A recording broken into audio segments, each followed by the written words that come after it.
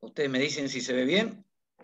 Perfecto, estamos grabando. Bueno, Doctor Wyman, es todo suyo.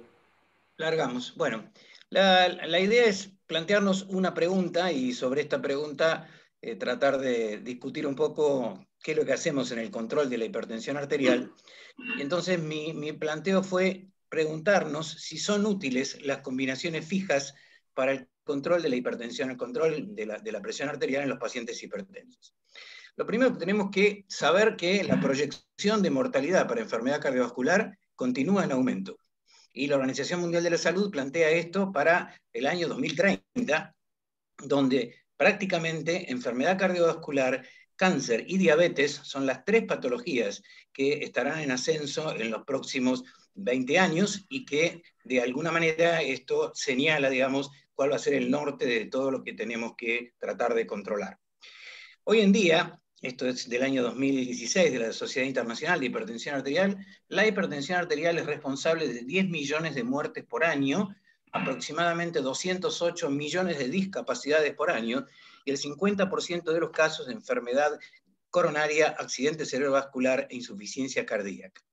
Entonces, ¿dónde estamos ubicados? Esto para la OMS en América Latina.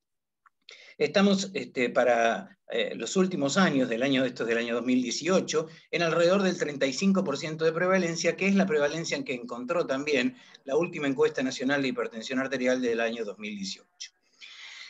Entre la Sociedad Argentina de Cardiología y la Federación Argentina de Cardiología llevamos adelante un estudio que fue el estudio Renata 2. En el Renata 1 lo hicimos con Marcos Marín en el Consejo Argentino de Hipertensión Arterial.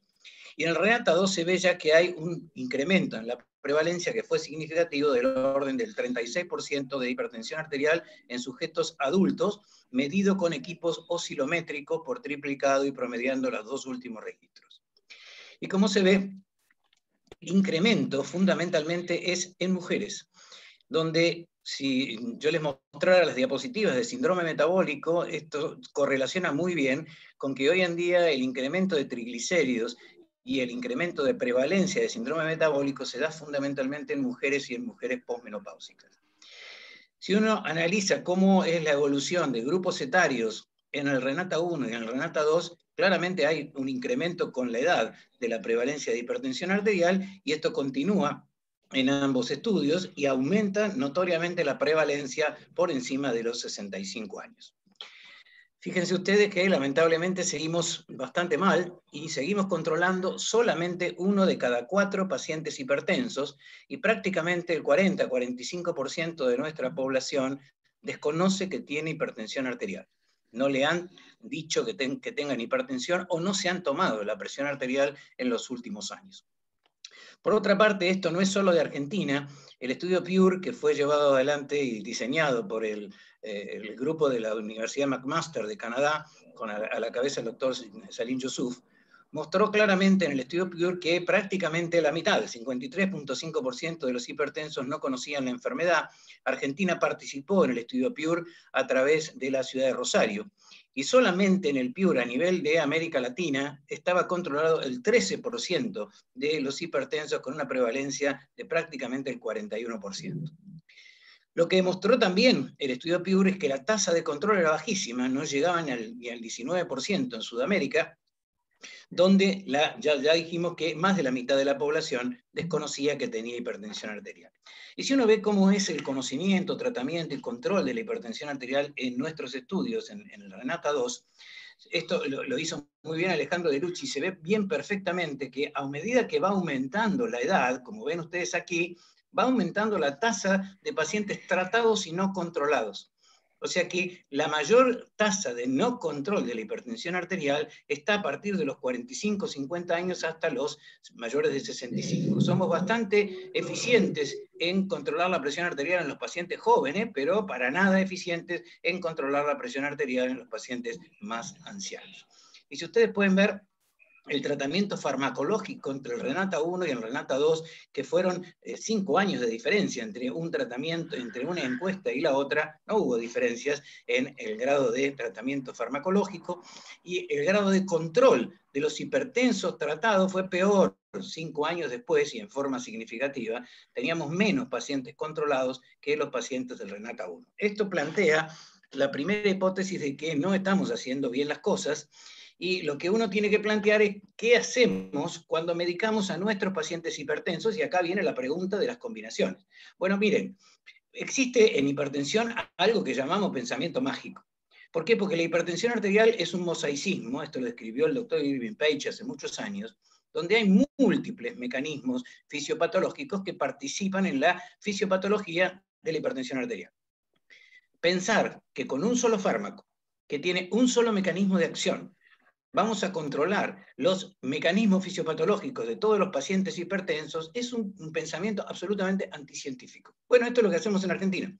El 71% de los pacientes, lo mismo en el Renata 2, están con un solo fármaco. Con 2 fármacos están solamente el 22-23% de la población, y con 3 o más fármacos no llega al 6% de la población de nuestro país.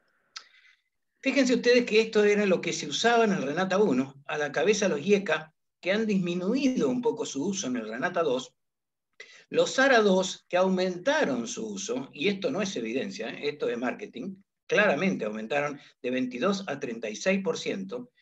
Por suerte ha disminuido los beta bloqueantes en la indicación de atención primaria en hipertensión arterial del 30 al 20%, los bloqueantes cálcicos no han aumentado y los diuréticos también se mantienen estables.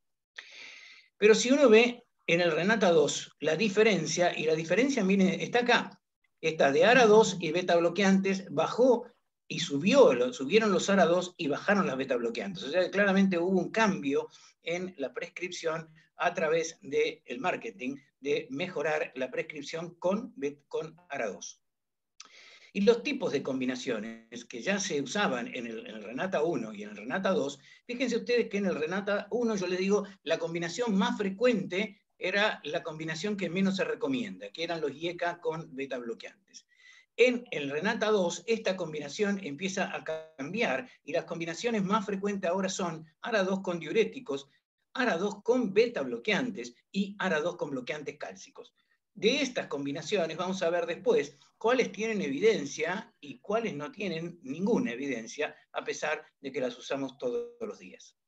Lo que está claro es que usamos monoterapia en el 73% de los casos y terapia combinada, o sea, 2 o 3 fármacos o más fármacos en el 26%.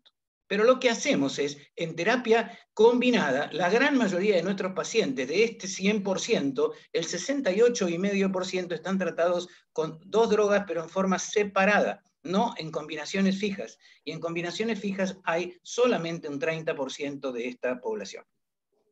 ¿Por qué es importante el usar combinaciones fijas?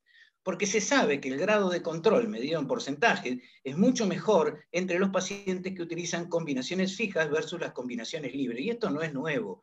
Digamos, esto ya es de lo que tenemos algunos años más.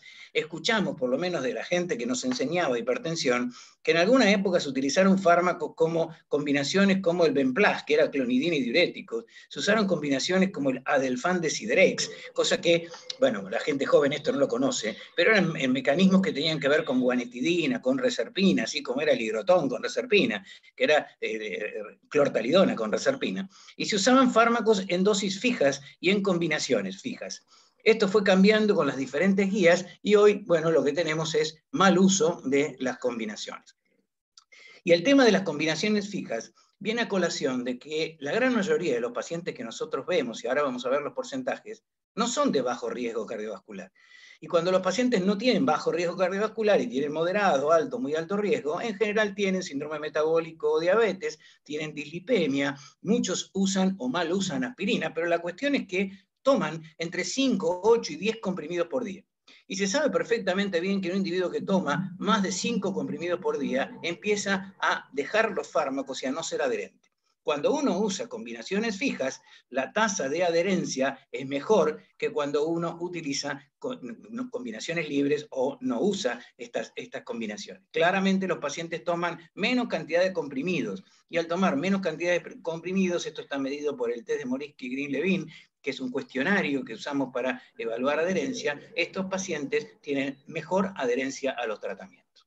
Entonces, si uno tuviera que concluir esta primera parte de cómo es la realidad de la hipertensión en la Argentina, diríamos que la prevalencia de hipertensión en la Argentina es consistente con la comunicada para la región a través de la Organización Mundial de la Salud, que hay una importante proporción de la población que no conoce su enfermedad, que hay una baja tasa de control de pacientes hipertensos tratados, una elevada proporción de hipertensos tratados con monoterapia, que podría ser expresión de inercia médica y explicar parcialmente la falta de control de la presión arterial en nuestro país. La frecuencia de utilización de las familias de fármacos es similar a los que se observan en otros lugares del mundo. En otros lugares del mundo también el fármaco número uno son los IECA. En Estados Unidos, por ejemplo, el lisinopril. En otros lugares, captopril. En otros lugares, perindopril. Pero claramente un IECA. Uno de los pocos países que como IECA tiene el enalapril como primera molécula es el nuestro. Los fármacos que inhiben entonces el sistema renina-angiotensina son los antihipertensivos más utilizados y la utilización de combinaciones fijas se asocia a un mayor control de la presión arterial. Por supuesto que la falta de adherencia en casi el 50% de los individuos tratados se podría explicar parcialmente, explicaría parcialmente la falta de control de la presión arterial. Ahora, si yo les mostrara esto, que es la ecuación de Framingham, coincido con ustedes que no es la que mejor se adapta a nuestro medio, pero lo que hizo el grupo de Grassi y de Giuseppe Mancia en el año 2009 es ir a los centros de atención primaria de Italia, desde el Véneto hasta la Calabria, recorrieron toda Italia, y en pacientes hipertensos vieron en centros de atención primaria cuál era el riesgo cardiovascular de estos pacientes. Y claramente, como nosotros vemos habitualmente, no son de bajo riesgo. Fíjense ustedes que de moderado riesgo cardiovascular el 34% de la población y de alto, muy alto riesgo el 43%. O sea, que los pacientes que se ven habitualmente en atención primaria, 77%, son pacientes que tienen moderado, alto o muy alto riesgo cardiovascular. Y esos pacientes habitualmente no responden a monoterapia, ni es indicación, como vamos a ver después, de las guías, que estos pacientes reciban monoterapia. Ustedes dirán, bueno, esto era en Italia, nosotros somos más parecidos a los españoles. Bueno, los españoles hicieron lo mismo. A través del grupo de Baranera de Barcelona, evaluaron a los pacientes de atención primaria en España, 22.600 pacientes, y encontraron que más del 70% de los hipertensos que nos visitan en atención primaria son de alto o muy alto riesgo cardiovascular. Entonces, uno diría, bueno, esto es en Europa, en América Latina no pasa. Mire, este es el estudio Carmela. El estudio Carmela ya tiene 10 años de publicación, lo llevó adelante un venezolano que vive en Barquisimeto, que es el doctor Rafael Hernández Hernández. En Buenos Aires participó el grupo del CEMIC con el doctor Jagroski a la cabeza, junto con ex residentes del Hospital Italiano. Y fíjense ustedes que se hizo en la Ciudad de México, en la ciudad de Barquisimeto, en la ciudad de Santiago de Chile, Bogotá, Lima, Buenos Aires y Quito.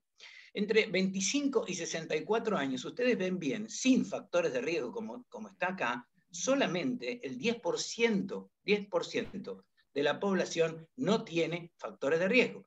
Y si uno mira esta garra, que es la de o dos factores de riesgo, casi la mitad de la población tiene entre 1 y 2 factores de riesgo, y 3 factores de riesgo o más, o síndrome metabólico o diabetes, prácticamente el 30% de la población. Esto que mostró el estudio Carmela también mostró que en diferentes ciudades de América Latina la tasa de control es muy baja y es muy parecida a lo que tenemos hoy en Argentina, que es 1 de cada 4 pacientes hipertensos controlados. Lo que nosotros deberíamos empezar a aprender es qué hizo el primer mundo para mejorar el control de la hipertensión arterial.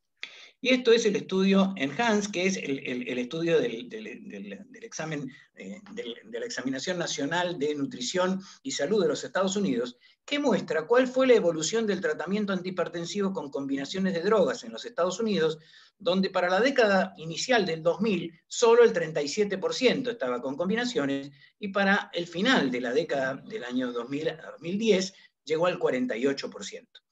Si ustedes se fijan, el tratamiento antihipertensivo y la cobertura social de estos pacientes es distinto de lo que pasa en la Argentina. Porque uno de los problemas que tenemos en Argentina, con por lo menos muchas obras sociales, en particular algunas de la provincia de Buenos Aires, es que no aceptan el tratamiento de combinaciones fijas, cuando en realidad en el PMO sí lo dice, que sería más conveniente utilizar combinaciones fijas. Y acá se ve que los pacientes que no tenían seguro de salud evolucionaron de una manera mucho más lenta. En cambio, aquellos pacientes que sí tenían seguro de salud, y uno de los ejemplos acá es la Kaiser Permanente, que en la costa oeste de los Estados Unidos obliga a los médicos a utilizar combinaciones fijas porque se sabe que son mucho más costo efectivas. Ahora, ¿qué usan los norteamericanos como monoterapia? Después del estudio Olhat en el año 2002, miren por acá, se había dicho que los diuréticos tiacídicos eran lo que había que utilizar, aunque el estudio Olhat se hizo con clortalidona, que no es una tiacida, es una símil tiacida, y recomendaban las tiacidas, pero los norteamericanos no usan tiacidas. Si uno ve, lo que más usan los norteamericanos, igual que los argentinos, son inhibidores de la enzima de conversión. Cuando se usa como monoterapia, bloquean el sistema renina-angiotensina. Y si uno mira dónde están los diuréticos como monoterapia, los diuréticos tiacídicos están acá abajo. O sea que no es que usamos cosas diferentes cuando tratamos a los pacientes con monoterapia. Sí usamos cosas distintas cuando a los pacientes se los combina. Y ahí viene la diferencia. El fármaco por elección para combinación que tienen los norteamericanos son las tiacidas. Y como segunda droga, empiezan a aparecer los ARA2 y empiezan a aparecer los IECA. Pero claramente las tiacidas, los ARA2 y los IECA son los que ellos más combinan. Yo les cuento que cuando se empezó con el programa Remediar en Argentina tenía 3 fármacos antihipertensivos, además de furosemida, pero tenía hidroclorotiazida, atenolol y enalapril. Si yo le preguntara cuál es la combinación más frecuente que existió en el programa Remediar, que fue un programa gratuito para la gente, bueno, uno diría, debería haber sido enalapril e hidroclorotiazida. Bueno, la combinación que usaban los médicos en el programa Remediar era enalapril y atenolol. Y es una de las combinaciones que, como vamos a ver, no están indicadas por las guías. Entonces, uno dice, a ver, ¿quiénes son los más difíciles de controlar? Como nos pasaba a nosotros en Argentina. Lo mismo mostró el doctor Stanley Franklin en los Estados Unidos. Esto también es del estudio ENHANCE, donde se ve la proporción de hipertensos con fracaso terapéutico. Y esto que está en rojo son los pacientes que no lograron controlar la presión arterial por debajo de 140-90 milímetros de mercurio. Claramente, a medida que va aumentando la edad, el grado de control en prácticamente 20.000 pacientes es diferente y peor que en los pacientes más jóvenes. Ahora, esto que yo estoy mostrando también pasó en las guías y también pasó en los ensayos clínicos. Si uno analiza este estudio, que es un metaanálisis de Lloyd Jones, que ya tiene 20 años, estos son todos los estudios de la década del 70, cuando empezó el 67 con la Veteran Administration, y todos los estudios de la década del 80 hasta la década del 90 incluían a los hipertensos por la presión diastólica. No se consideraba la presión sistólica como un problema en la hipertensión arterial, tanto que nuestro premio Nobel argentino, el doctor Husay, en el libro de fisiología, decía en las ediciones anteriores que era normal tener más de una sistólica mayor de 160 si uno tenía más de 60 años, porque lo que había que hacer era calcular 100 más la edad. O sea que un individuo que tenía 70 años era normal que tuviera 170 milímetros de mercurio de presión arterial. Está escrito en un libro de fisiología humana de un premio Nobel. Esto cambió cuando se vio qué pasaba en los ensayos clínicos, que se incluían por la diastólica, y miren ustedes, en pacientes incluidos por la diastólica, 2/3 de los pacientes no alcanzaban la meta de sistólica de 140 milímetros de mercurio. De acá surgió la regla de oro en hipertensión que dice que habitualmente podemos controlar al 60% de los pacientes por su presión sistólica y al 90% de sus pacientes por la presión diastólica. Es mucho más fácil controlar la diastólica que controlar la hipertensión sistólica. Y las guías se basaron en estudios que eran aleatorizados, doble ciego, comparativos contra drogas o contra placebo, en la época en que se pudo usar placebo, y nos querían decir que una droga era mejor que la otra. Y no era del todo cierto. Porque fíjense ustedes que el Olhat, que comparó 4 ramas, pero ustedes saben que la rama de doxazosina tuvo un exceso de insuficiencia cardíaca y tuvo que ser suspendida, también por un tema, no por la doxazosina, sino porque muchos pacientes usaban diuréticos y se les suspendieron los diuréticos para entrar en el ensayo clínico y se les dio doxazosina, que no es una buena alternativa, darle un alfa bloqueante a quien requiere un diurético. Pero claramente las 3 que quedaron, que era clortalidona, lisinopril y amlodipina, el 62% de estos pacientes no se normotensaron con estas 3 drogas. Y hubo que adicionar fármacos a la clortalidona, al lisinopril y amlodipina. O sea que no fue una comparación entre fármacos cabeza a cabeza, sino que tuvieron que utilizar combinaciones de fármacos. El estudio CONVINCE, que fue verapamil contra atenolol o hidroclorotiazida, 72% de los casos tuvieron que usar 2 o más fármacos. El estudio por excelencia, que era empezar con amlodipina y con atenolol, y ver cuántos se normotensaban con amlodipina o atenolol, mostró que el 78% no se normotensaban con amlodipina solo, con atenolol solo, sino que requerían perindopril en el grupo amlodipina y bendrofluomethiazida en el grupo atenolol. El estudio INVEST, que eran pacientes coronarios, mostró que el 82% de la rama verapamil y el 83% de la rama atenolol requirieron otras drogas. Y el estudio que nos vino a decir que losartán era mejor que atenolol, que fue el estudio LIFE, no fue del todo cierto, porque más del 85% de los pacientes del estudio LIFE recibieron losartán e hidroclorotiazida, y 85% recibían atenolol e hidroclorotiazida. O sea que con monoterapia, la gran mayoría de los pacientes de los ensayos clínicos que nosotros tomamos como referencia no se normotensaron. Y acá están los diferentes fármacos, los diferentes números de fármacos que se utilizaron en diferentes ensayos clínicos. Estos 2, por ejemplo, son con irbesartán o con losartán en pacientes con nefropatía diabética. Acá tienen el OLHAT, este es el estudio ASCOT que nombrábamos antes con perindopril amlodipina. Está el estudio UKPDS en pacientes diabéticos, el estudio HOT también en pacientes que se les dio felodipina y ramipril, el afroamericano. Bueno, fíjense ustedes que la gran mayoría de los estudios tuvieron que utilizar 2 o 3 drogas y no siempre se llegó a la normotensión. La evidencia es esta y la práctica es esta. 71% de nuestros pacientes utilizan monoterapia y no tenemos un adecuado control de la presión arterial.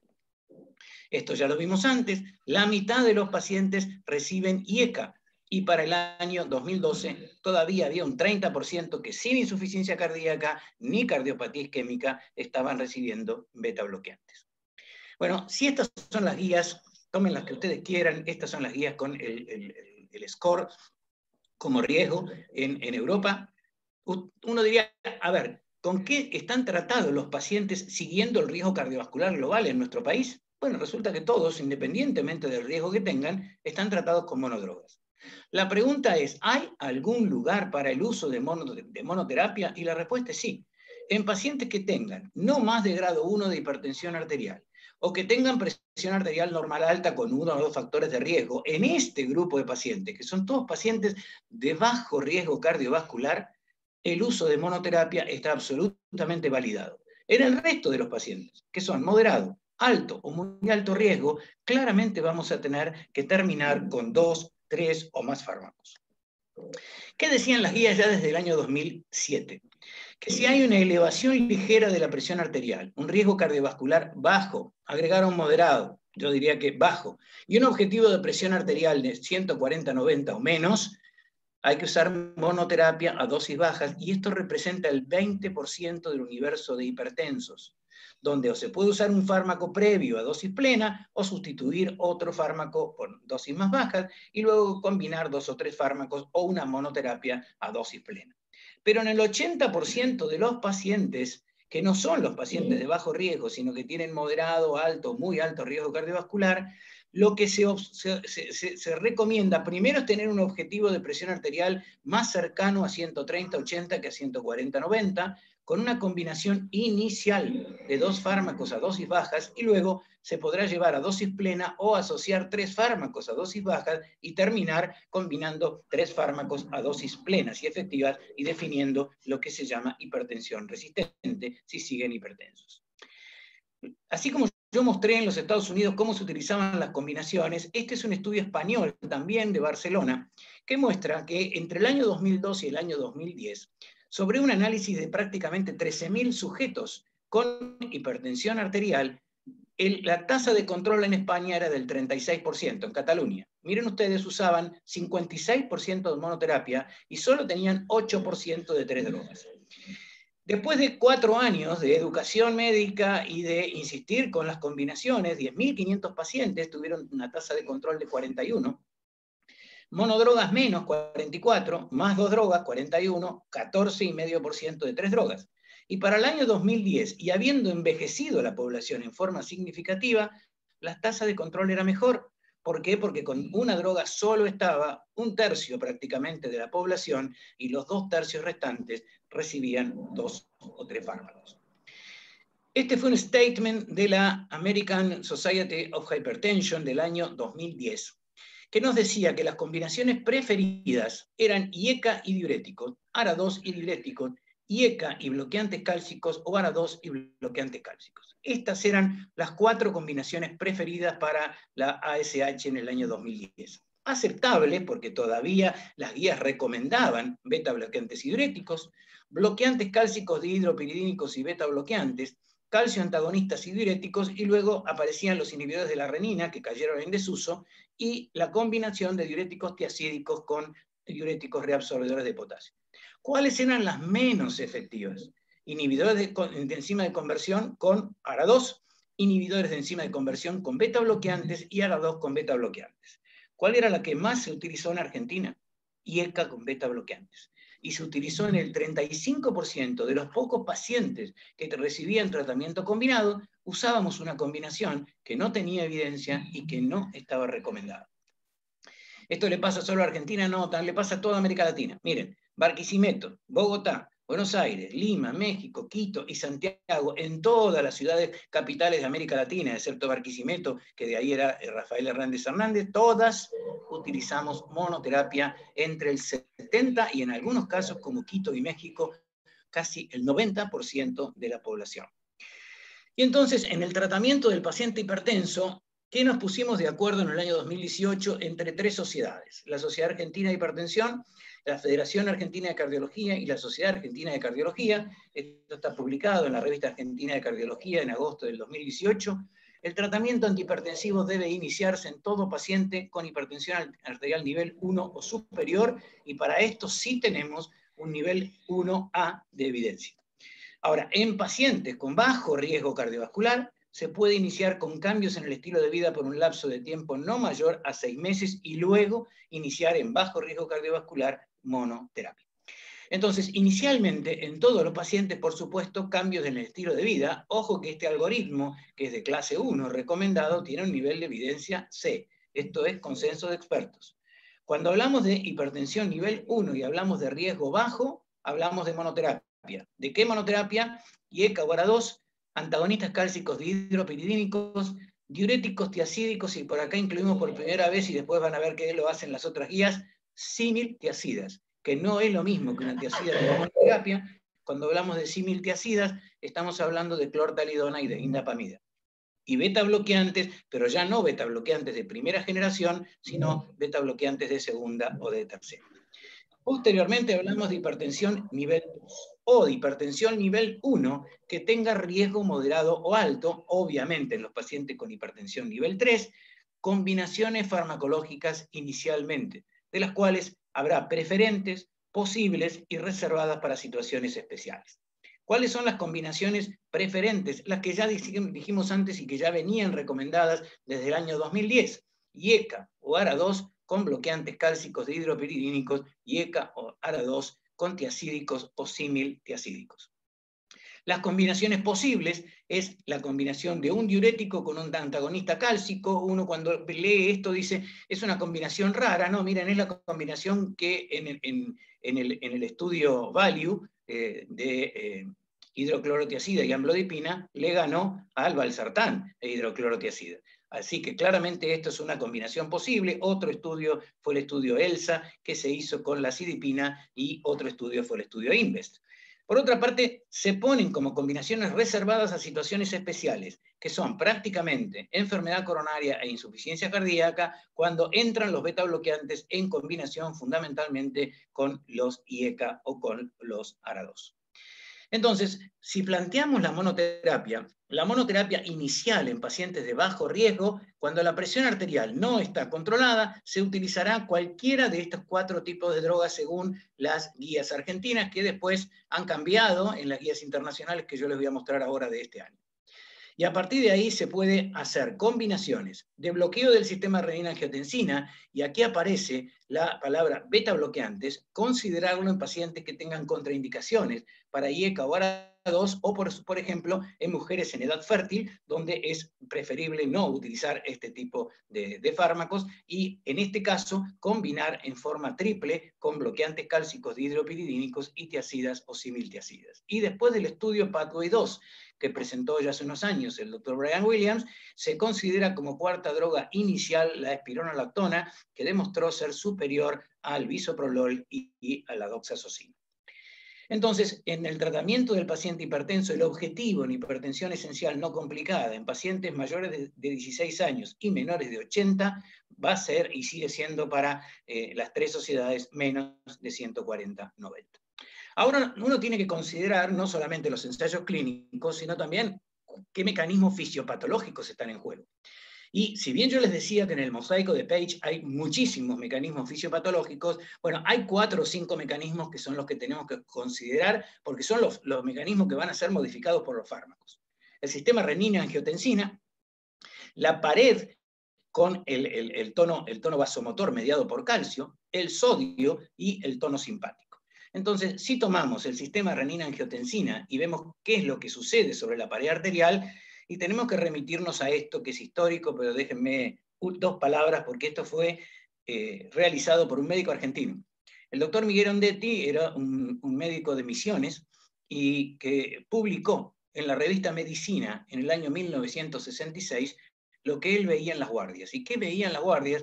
Que cuando una serpiente como esta, que es la pitón brasileña, mordía a un aborigen, estos aborígenes llegaban a las guardias de color blanco, llegaban vasoplégicos, no llegaban cianóticos, sino que llegaban bien blancos. Y hipotetizó que en el veneno de esta serpiente debía haber alguna sustancia que producía una vasoplegia. Bueno, eso no sé cómo, porque no existía Internet, no existía el PubMed. El doctor Cushman de los Estados Unidos de alguna manera lo leyó, y el doctor Miguel Ondetti se fue con Cushman a los Estados Unidos y en el laboratorio Squibb sintetizaron el captopril. Y esto viene a colación de que esto fue a partir de una observación clínica donde posteriormente se sintetizó un grupo de una clase de drogas que hoy todavía están vigentes. Y esto tiene que ver con el sistema renina-angiotensina. Ahora, el sistema renina-angiotensina, esto que lo escribió Kaplan hace ya muchos años, en el 94, de alguna manera sirve para que uno, cuando está dando una charla de pie, como hacíamos cuando se podía, no se cayera. ¿Por qué? Porque lo que hace la angiotensina es mantener o incrementar el líquido en la sangre y aumentar la resistencia periférica total, a través de todos estos mecanismos, mediados por aldosterona, por reabsorción de sodio-agua, a través de la sed y el apetito por sodio, que esto también fue descrito por un argentino, por el doctor Víctor Namot, en el Instituto de la Nari. La descarga simpática por vasoconstricción, bueno, todos estos son 2 mecanismos. Si esto es cierto, el sistema renina-angiotensina está puesto para mantener la hemodinamia, para mantener o incrementar el líquido en la sangre, cuando yo tengo una hemorragia digestiva, por ejemplo, o cuando me paro necesito aumentar la resistencia periférica total para pelear contra la presión de la gravedad y necesito de la angiotensina.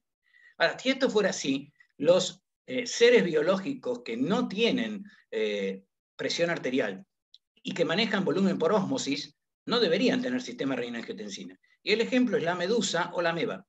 Si uno agrede a una medusa o agrede a una ameba simplemente con una micropunción, lo que liberan es angiotensina. Y se llenan de angiotensina como mecanismo proinflamatorio, como mecanismo de defensa. Entonces aparece el nuevo sistema renina-angiotensina, donde ya no hay una sola enzima de conversión, sino ya archiconocida por la pandemia de COVID-2, la enzima de conversión 2, donde no hay una sola angiotensina, sino que está la angiotensina 1 que todos conocíamos, que se transforma en 2, esa angiotensina 2 que se transforma a través de la enzima de conversión en una angiotensina neuroprotectora, que es la angiotensina 1,7, que actúa sobre un nuevo receptor que también lo describió un médico argentino, que es el MAS receptor, que se describió en la Universidad de Winston-Salem. Y la angiotensina 2 se transforma también en angiotensina 3, que va a angiotensina 4 y que también lo describió otro argentino en el páncreas, que lamentablemente falleció, el doctor Tobli, que mostró que en rata Zucker existía una upregulation de células beta mediada por angiotensina 4, y que esto tenía que ver con el depósito de amiloide a nivel del páncreas, que también correlaciona con depósito de amiloide a nivel cerebral. Con lo cual, estamos hablando de un mecanismo, de un sistema que mucho más allá de la presión arterial participa en mecanismos proinflamatorios y en mecanismos que tienen que ver con mecanismos protrombóticos, donde los inhibidores de enzima de conversión, mediando el bloqueo de la enzima de conversión, o los ARA2, mediando el bloqueo del receptor AT1 y del receptor más receptor, lo que vamos a hacer, estimulando el más receptor, lo que vamos a hacer es mediar mecanismos de protección vascular a nivel cerebral, a nivel cardíaco y a nivel renal. Entonces, bueno, estos son los mecanismos que yo les decía de vasoconstricción, de disfunción endotelial, de proliferación, fibrosis, arteriosclerosis arritmogénicas y trombosis, que están mediados por el receptor AT1 y el receptor MAS, que justamente tiene como agonista a la angiotensina 1,7, produce todos los mecanismos que son opuestos al receptor AT1. Desde las recomendaciones de las guías del 2009, ya esto no es algo nuevo, ya se plantea que las combinaciones tienen que ser entre bloqueo del sistema renina-angiotensina con un diurético con calcio antagonistas o calcio antagonistas con diuréticos. Ahora, a mí me gusta analizar lo que dicen las guías y ver qué evidencia tenemos. Si uno dice, a ver, yo lo que voy a hacer es combinar un ARA2 con un diurético, hay 3 estudios, y solo 3, que muestran reducción de eventos cardiovasculares duros, no en pacientes de alto riesgo cardiovascular sin hipertensión o que tienen hipertensión en un 36%, sino estudios que han sido diseñados para tratar de demostrar si se reduce la presión, reduciendo la presión arterial con mecanismos vasculoprotectores, se reducen eventos. Y lamentablemente les quiero decir que todos usamos muchos ARA2, yo también, pero los 2 ARA2 que tienen evidencia para decir que tenemos menos eventos cardiovasculares son solamente el losartán y el candesartán. En el estudio SCOPE y el COPE-3 el candesartán y el LIFE el estudio losartán. El resto no hay estudios de asociación con diuréticos que hayan demostrado reducción de puntos finales duros. Ya les decía antes que diuréticos y antagonistas del calcio, la combinación del estudio ELSA con la acidipina, el estudio FIBER, que es un estudio hecho en China con felodipina e hidroclorotiazida, y el estudio VALUE con amlodipina e hidroclorotiazida. En IECA y diuréticos, combinación que es frecuente en Argentina, solamente hay 2 inhibidores de la enzima de conversión que han demostrado disminución de puntos finales duros. Uno es el clásico captopril, en el estudio CAP, y después el estudio Advance en diabetes, el estudio Progress en post-stroke y el estudio HIVET en pacientes mayores de 80 años con perindopril, son junto con, no una hidroclorotiazida, sino con indapamida, han mostrado reducción de eventos duros. IECA y antagonistas cálcicos, que es una combinación recomendada y una de las menos usadas en Argentina, tiene demostración de sobra en el estudio HOT, que fue hecho con felodipina y el fármaco que lo tenía asociado era el ramipril. Y en la Argentina existía, se llamaba Triacor, y resulta que lo dejaron de producir y de comercializar en Argentina porque no lo usaba nadie. El estudio CISUR fue hecho con nitrendipina y con trandolapril. El estudio CISCHINA fue hecho con nifedipina y con UNIECA. Y el estudio ASCOT fue hecho con perindopril, amlodipina. El estudio ACCOMPLISH fue hecho con benacepril y amlodipina. Y el estudio INVEST con trandolapril y verapamilo, también en un producto que se llamaba Tarca en su momento y que lo dejaron de fabricar. O sea que de todo lo que tenemos hoy en Argentina, las combinaciones de IECA con bloqueantes cálcicos son con benacepril y amlodipina en el estudio ACCOMPLISH y con perindopril y amlodipina en el estudio ASCOT. Y luego uno dirá, bueno, los ARA2 son IECA sin tos. Y si son IECA sin tos, uno puede utilizar ARA2 con bloqueantes cálcicos de la misma manera que los IECA. ¿Cuáles son los estudios que han demostrado reducción de puntos finales duros entre ARA2 y antagonistas cálcicos? Ninguno. No hay uno solo. Ni siquiera fueron diseñados, sino que tampoco han demostrado. Los que han demostrado es reducción de la presión arterial, por supuesto, pero no han demostrado reducción de puntos finales duros. Entonces, para ya ir cerrando, las guías del año 2018, las guías europeas, esto publicado en 2019 en la Revista Española de Cardiología, nos decía que el tratamiento inicial de combinación doble tenía que ser entre IECA ARA2 y un bloqueante cálcico o un diurético. y decía que consideremos monoterapia en pacientes que tienen hipertensión arterial grado 1, o sea, con una presión arterial sistólica menos de 150 milímetros de mercurio, y riesgo cardiovascular bajo, y en pacientes ancianos, mayores de 80 años, no empezar con 2 fármacos, sino empezar con una monoterapia. En el paso 2, si estaba bloqueando el sistema renina-angiotensina, combinarlo con un bloqueante cálcico o un diurético, y en el paso 3, como ya vimos antes, añadir espironolactona.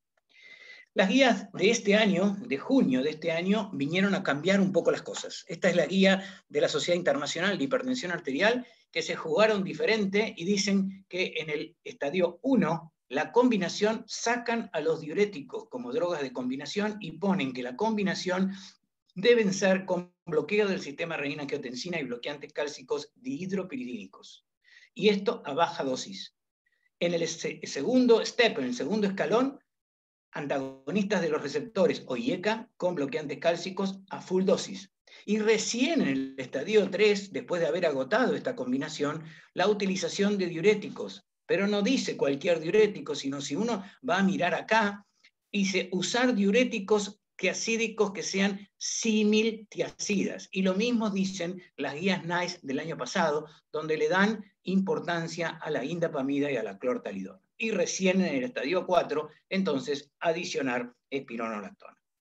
Bueno, las combinaciones fijas versus las combinaciones libres son las mayores ventajas que ya vinimos diciendo en cuanto a adherencia, donde esto mejora el cumplimiento, se reduce el gasto cuando se utilizan 2 fármacos combinados, se facilita la prescripción, hay una reducción en el número de tomas diarias y en el número de comprimidos.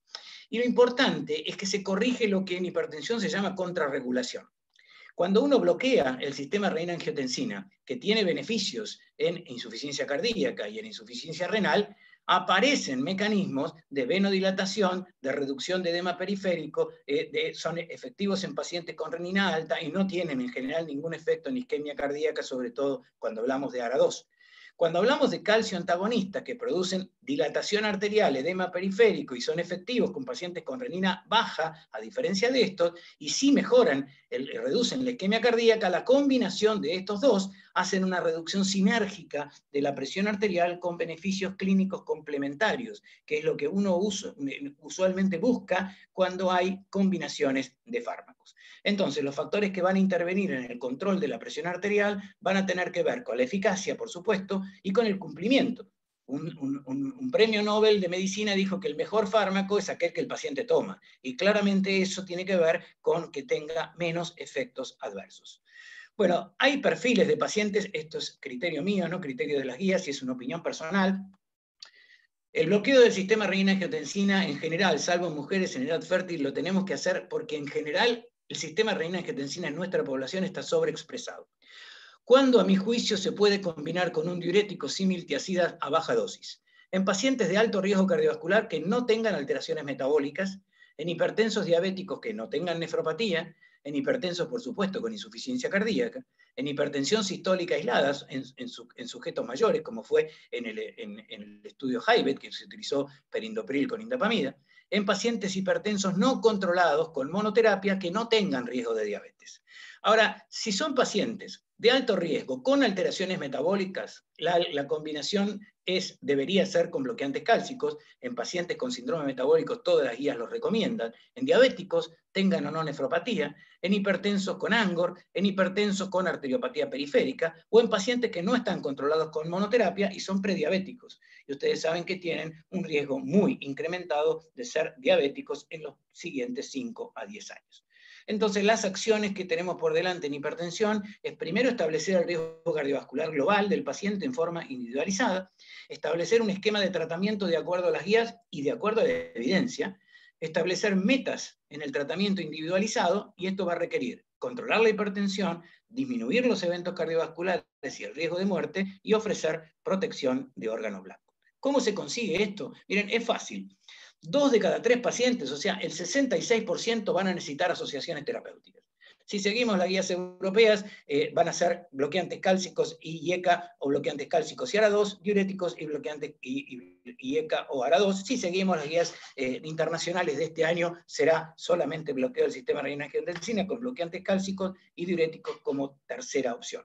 Pero siempre que estemos frente a un paciente que está a más de 20 milímetros de mercurio de sistólica, o a más de 10 milímetros de diastólica de la meta que nosotros tenemos establecida para ese paciente. O sea, un individuo que tiene 160-100 de presión arterial y nuestra meta es 140-90 o menos, va a necesitar 2 drogas.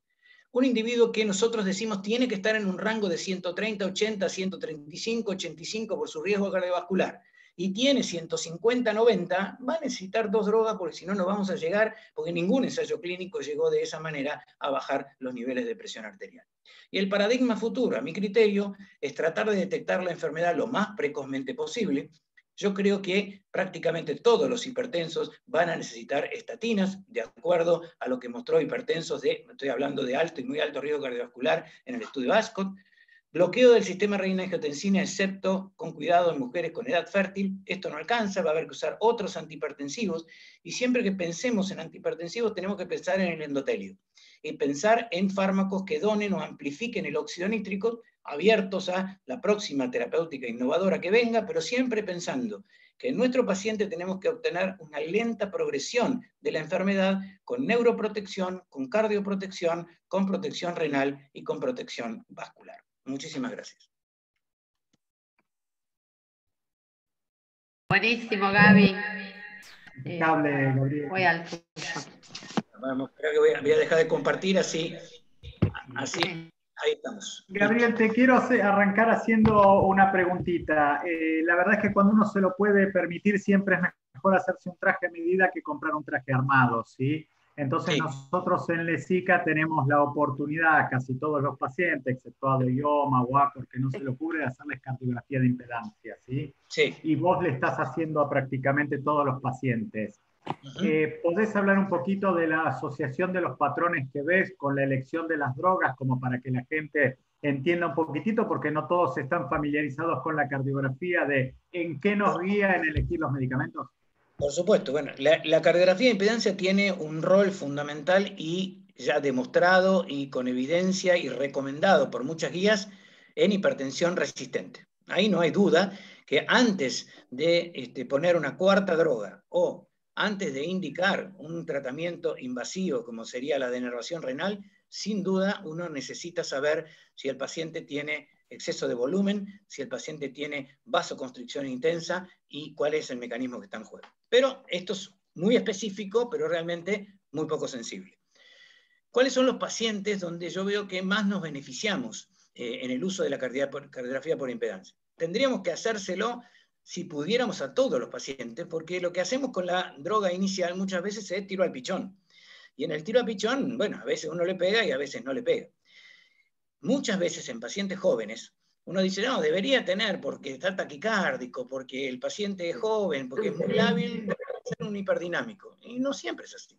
Y al revés, en pacientes que son ancianos o que tienen 65, 70 años, sería, bueno, por la evolución de la hipertensión me voy a encontrar con un paciente que tiene aumento de la resistencia periférica y de un patrón hipodinámico. Y más de uno de esos pacientes yo los tengo medicados con carvedilol o con nebivolol, porque son hiperdinámicos. Entonces, uno no puede adivinar la hemodinamia. Este es el primer concepto. Para ver qué hemodinamia tiene un paciente, hay que medirla. Un grupo de la Cleveland Clinic trató de correlacionar variables clínicas contra cardiografía de impedancia y ver qué variables clínicas podían predecir el patrón hemodinámico. Solamente encontró en aquellos pacientes que tenían taquicardia, y taquicardia con más de 90 por minuto en reposo, o aquellos pacientes que tenían edema periférico, en establecer si tenían o no tenían algún patrón hemodinámico característico. Pero sí, claramente sirve la cardiografía, si uno no se lo va a hacer a todo el mundo, porque también hay un tema de costos y de posibilidades, siempre que uno va a agregar el segundo fármaco. Porque cuando uno va a agregar el segundo fármaco se puede llegar a encontrar, como vemos muchas veces, con pacientes que uno diría están prácticamente chocados, porque tienen índices cardíacos que están entre 1.7, 2, y con resistencia periférica de 4.000, 5.000 dinas. Y entonces en esos pacientes, cuando uno a esos pacientes, por ejemplo, les agrega un diurético, si tiene un un contenido de fluido de tórax que está normal o disminuido, no les hace ningún favor. En cambio, esos pacientes se benefician con bloqueantes cálcicos. Al revés, los pacientes que tienen un contenido de fluido de tórax que está elevado, o sea, son pacientes que están sobreexpandidos, que son sodios sensibles, esos pacientes son pacientes que mejoran con un diurético. Y los pacientes que nosotros vemos que tienen un volumen minuto cardíaco elevado por aumento de la descarga sistólica, no solo por aumento de la frecuencia cardíaca, son pacientes que se van a beneficiar con beta bloqueantes. Entonces, creo que es un método que a nosotros nos brinda información. A mí me brinda mucha información cuando lo hago de pie, porque me encuentro con sorpresas con pacientes que tienen hipertensión ortostática cuando se paran, o todo lo contrario, pacientes que mejoran su hemodinamia cuando se ponen de pie, y son pacientes que muchas veces tienen insuficiencia cardíaca subyacente. Bueno, entonces, digamos, es importante que uno evalúe qué es lo que va a hacer cuando le va a dar una segunda, y ni hablemos, una tercera droga en un paciente hipertenso, que claramente uno no sabe cuál es el mecanismo fisiopatológico y hemodinámico que está en juego. Gaby, traslado un par de preguntas que hicieron en el chat. Una es qué pronóstico, claro, qué valor pronóstico o impacto pronóstico tiene la hipertensión diastólica y la hipertensión sistólica, si hay una diferencia, etcétera, y si hay drogas que mejoran más una o más otra. Bien, muy bueno, porque claro, me empiezo por el final. No hay una droga que mejore más la diastólica o más la sistólica, porque uno querría adivinar, de vuelta, que los pacientes con hipertensión sistólica lo que tienen es rigidez arterial, y como tienen rigidez arterial y bajo gasto cardíaco, mejorarían con vasodilatadores. Y esto es parcialmente cierto, porque hay un grupo de estos pacientes que para que no se les caiga la diastólica, tienen aumento de la resistencia periférica. Porque si no, por un fenómeno hemodinámico, que es el fenómeno de Wien-Kessel, se les caería la presión arterial diastólica y tendrían alteraciones en el lleno coronario.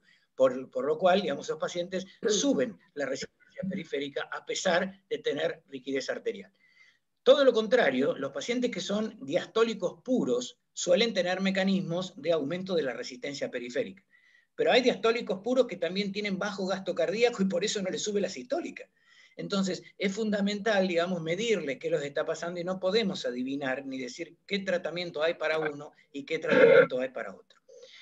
El otro tema de la pregunta era... el impacto pronóstico de cada una de las... Sí, el impacto pronóstico. Sin duda, la presión arterial sistólica y sobre todo la presión arterial de pulso son los que más impacto cardiovascular tienen. Si yo te tengo que decir en individuos, estos son estudios que nosotros hicimos y publicamos en American Journal of Hypertension, con cardiografía versus la edad. Los pacientes, hay una cosa muy popular que, igual que la culebrilla, dicen que cuando la presión sistólica y diastólica se juntan, el paciente se va a morir. Y tienen razón, pero tienen razón en los menores de 40 años. O sea, lo que marca el pronóstico en los pacientes menores de 40 años es el pinzamiento de la presión arterial y la reducción de la PAM, de la presión diastólica, de la presión de pulso, perdón. En cambio, que está regida fundamentalmente en la población joven por la presión arterial media. Y eso es lo que va a marcar el pronóstico. O sea, la diastólica en los jóvenes marca el pronóstico. En cambio, en los sujetos mayores de 40 años, y ni hablemos en los mayores de 60, lo que marca pronóstico, y esto ya está estudiado desde 1940 en el estudio de la Metropolitan Life, para ver qué prima tenía que pagar. Bueno, la prima que tenían que pagar estaba en relación a la presión sistólica, no a la presión diastólica. Cuando uno aumentaba la edad de mayores de 50 años y aumentaba la sistólica, se multiplicaba por 8 el riesgo. En cambio, no pasaba lo mismo con la diastólica. Te digo más, tiene más riesgo un individuo anciano de 65, 70, 75 años que le aumenta la sistólica y le baja la diastólica, tiene más riesgo que aquel que mantiene la diastólica igual que siempre. Carly, charlante. Carlos. Ojo con la clasificación de anciano, Gaby. Anciano siempre es 20 años mayor que uno. No, Gabriel, como siempre, me da información. ¿Qué crees, digamos, con tantos años de experiencia y grupos que has manejado? Digamos, hay mucha investigación, se sabe mucho, se sabe de drogas, de combinaciones, de control, de no control. O sea, ¿vos qué crees que es lo que pasa? Yo tengo una teoría, ¿no? ¿qué crees que es lo que pasa de toda esta información bajada al médico práctico de todos los días? Yo veo, usted sabe que yo trabajo con ustedes y hago imágenes, yo hago clínica en otros lugares, más tirando a la provincia de Buenos Aires, pero no la rica, sino la pobre, ¿no? Veo, muchachos, veo desastres, ¿sí? La monodroga, vos ahí mostraste el 80%, yo creo que es el 100%.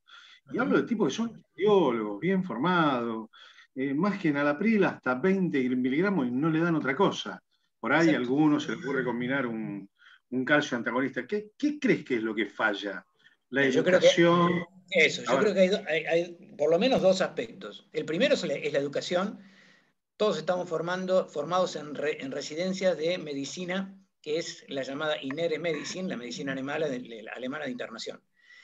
Y en la medicina de internación vemos al paciente acostado, tanto que yo muchas veces veo que el paciente, cuando le voy a tomar la presión arterial, se va a acostar, se acuesta. No hablemos que algunos ni se sacan la ropa, sino que otros se acuestan, como que le siguen tomando la presión arterial acostado, porque si no, no se acostarían los pacientes. O sea, hay un tema de formación que nosotros a la hipertensión arterial en la internación la vemos como una cifra. No lo vemos como una enfermedad, lo vemos como una cifra y no como una enfermedad con riesgo y demás. Y somos bastante cautos en la internación, en los descensos de presión arterial, porque son pacientes muy graves. O sea, son pacientes infartados, son pacientes con insuficiencia cardíaca, son pacientes con ACV, donde muchos de ellos hay que mantener una presión arterial media bastante elevada. Con lo cual estamos formados de alguna manera con muy poco ambulatorio, muy poco ambulatorio. Fue una de las cosas que yo hice en clínica del italiano, digamos, hacer que un año entero, de los 4 años, los médicos hicieran medicina ambulatoria, porque si no salíamos con una deformación de lo que teníamos en internación. Y después el médico está muy solo en el consultorio, ¿sí? No hay en general este tipo de reuniones que nosotros tenemos, ateneos, grupos donde hay apoyo, donde uno puede consultar con otro. Y entonces uno trata del famoso primo non nocere muchas veces, ¿no? Entonces tratan de no hacer daño porque creen que están haciendo daño bajándoles demasiado la presión arterial. Hay todo un tema místico en eso también, porque ojo, no solo pasa en hipertensión, esto pasa en asma, que los pacientes están subtratados, esto pasa en lípidos, ni hablemos, con el subtratamiento de colesterol, y pasa en diabetes, donde si no es alguien que está muy bien formado en diabetología, en general les cuesta utilizar los fármacos porque tienen miedo a la hipoglucemia, porque tienen miedo a la hipotensión, porque tienen miedo, digamos, a que el colesterol LDL le baje y que se muera por tener el LDL colesterol bajo. Hay toda una cuestión mágica en todo esto, además del tema educativo. Y creo que hay que seguir insistiendo y lo ideal sería que tuviéramos, digamos, polipil y fármacos que vengan en 2 o 3 compuestos como para que los pacientes no tengan que estar pensando en diferentes tomas de medicamentos de diferente color, de la pastilla la pastilla la otra, porque terminan negociando con nosotros, como lo vemos habitualmente en el consultorio. Esta la tomo día por medio, esta me dijeron que el sábado y domingo puedo descansar, y bueno, yo me la paso viendo desde hormonoterapia, en terapia de hormona tiroides, donde también tratan de mantener los niveles que no estén muy por debajo de la TSH, y lo mismo, tratar de que el LDL esté, bueno, algo le bajé, pero ni hablemos del 30% o del 50%, mucho menos. Y lo mismo en diabetes. Mucha gente está conforme, entre comillas, con 7.5, 7.8 de glicosilado. Y tienen miedo de hipoglucemia. Entonces, Gaby, creo que hay... Dos preguntitas. Una, ¿cuál es la dosis del STEP 1 de las guías internacionales ahora del 2020? ¿Y qué hacer con el edema asociado a los bloqueantes cálcicos cuando se presenta más de lo que uno lee por ahí? Sí. Primero empiezo con el tema de bloqueantes cálcicos. Se da sobre todo en mujeres y en verano. Esto es lo que más se ve, que son edemas importantes, y en general se da con 10 miligramos de amlodipina, no se ve tanto con 5 miligramos. Bueno, hay 2 formas. Primero, explicarle a la gente que ese edema no es un edema renal ni es un edema cardíaco, como para sacar el miedo de por ahí. Segundo, existe la posibilidad de usar los fármacos a la noche. Y cuando uno los usa a la noche, en general el edema, que es un edema diurno y que se va acumulando a lo largo del día, por lo menos se retrasa, y entonces el usar amlodipina en horario vespertino, 5, 6 de la tarde o a la noche, podría ser mejor, siempre con un mapa para tener en cuenta que no hagan hipotensión nocturna, obviamente. Y cuando esto no funciona, hay que cambiar el bloqueante cálcico. los bloqueantes cálcicos que menos edema producen, el que menos edema produce es la felodipina. El problema de la felodipina es que a veces produce cefaleas. Y entonces, bueno, cambiamos un evento adverso por otro. Y la lercanidipina, que es el otro que tenemos, también produce edemas, pero en dosis más altas. Si uno usa 10 miligramos de lerca, puede llegar a reemplazarlo. Es un problema y muchas veces no tiene solución. La asociación de un IECA o de un ARA2 con un bloqueante cálcico puede reducir un poco el edema venular, pero también no es un tema que se reduzca de una manera impresionante, y hay pacientes que no toleran el edema de los bloqueantes cálcicos, y bueno, hay que cambiarlo por otros fármacos. Vos me decías, el valor de las guías del STEP 1 hablan de 135/85 de presión arterial en el consultorio. O sea que ese es el valor a lograr, ya menos de 140/90, pero empiezan a hablar de un endpoint menor, y las guías europeas hablan de un rango de presión que está entre 130 y 140 y entre 70 y 80 de diastólica, y nunca menos de 120 y nunca menos de 70. Ok. ¿Qué otra pregunta? ¿Alguien más? Lo de la curva J, no sé si volver a preguntarlo. Es esto que estás diciendo un poco. Sí, la curva J se la describió cuando yo era todavía residente, terminaba la residencia en el año 1987, la describió Cruikshank en un Lancet. Y fue parte del estudio INVEST. O sea, se describió en hipertensos coronarios jóvenes. Y ahí donde Cruikshank demostró que bajando a 70 milímetros de diastólica o menos, que es lógico porque es la presión de lleno coronario, esos pacientes tenían una curva en J. Después ningún estudio pudo demostrar que existía una curva en J, excepto el estudio on target, pero el estudio on target tuvo el vicio que eran todos pacientes de alto riesgo, a los cuales se les daba un doble bloqueo con ramipril y telmisartán, y a ninguno de esos pacientes se le pidió un ecodoppler de arterias renales. Con lo cual muchos de esos pacientes podían tener, por ser vasculares severos, estenosis renovascular, y de esa manera hacer hipotensión arterial y que la curva en J fuera por la estenosis renovascular.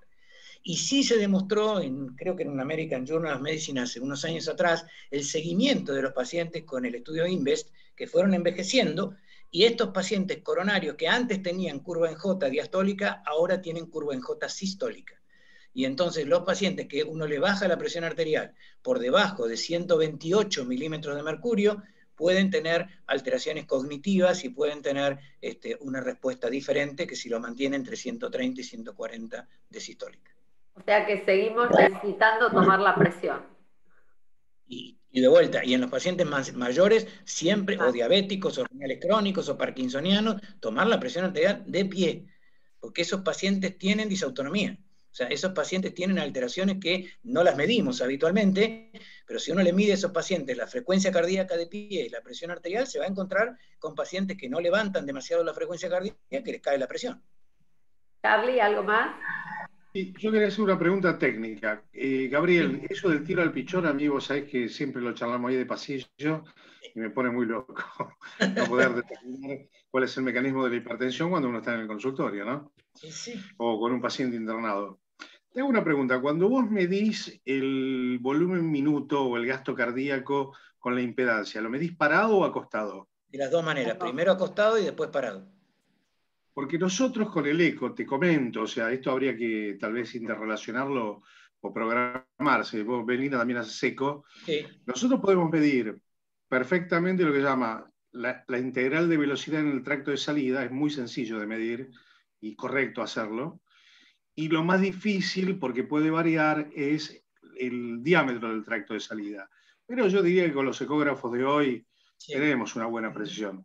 Si eso lo multiplicamos por la frecuencia cardíaca de monitor, que también tenemos disponible, rápidamente tenemos un volumen minuto. El tema sería hacerlo acostado y sentado o parado, porque para un ecografista no es mucha dificultad tomarlo. Tendríamos que a mí se me había ocurrido, esto yo te lo había tirado en algún momento, porque, qué sé yo, si uno pudiera tener un volumen minuto por eco en un paciente que está siendo tratado, pues está bien, vos medís resistencias periféricas. Sí, porque bueno, obviamente le tomamos la presión arterial y se hace la ecuación.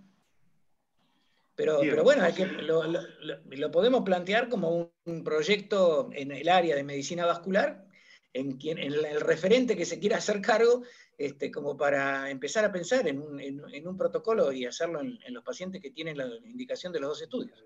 O sea, el volumen minuto que vos sacás por impedancia, ¿es calculado o es directo medido? No, esto es medido a través de la descarga sistólica y la frecuencia cardíaca, porque el equipo tiene 3 canales: el canal de frecuencia cardíaca, el canal de ruidos cardíacos, es un fonocardiograma, donde necesita saber el primero y el segundo ruido, y el canal de la DZDT, que es el canal donde está midiendo la impedancia eléctrica del tórax. O sea, entonces, fíjate que haríamos lo mismo, pero nosotros lo haríamos con una BTI a partir de la señal Doppler en tracto de salida, y vos lo hacés, digamos, con un mecanismo distinto, que es el de TDZ, no sé qué es lo que usaba. DZDT, que es la impedancia del tórax en el tiempo, claro.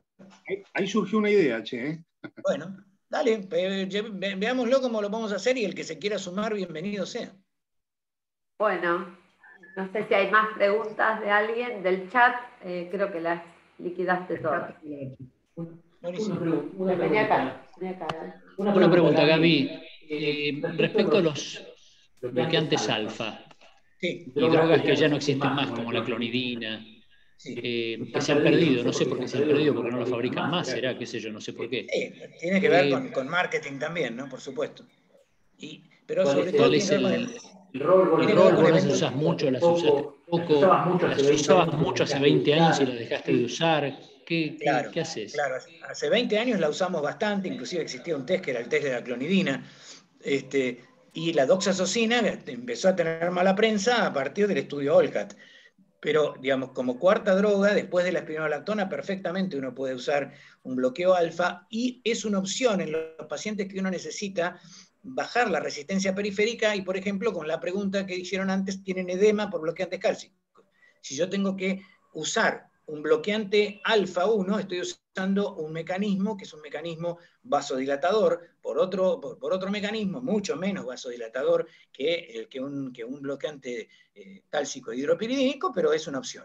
Y por supuesto también es una opción en los pacientes que tienen hipertrofia prostática benigna, donde así como se puede usar tamsulosina y demás, bueno, puede estar indicado utilizar doxazocina en lugar de utilizar otro de los bloqueantes alfa 1 que se usan para la hipertrofia prostática.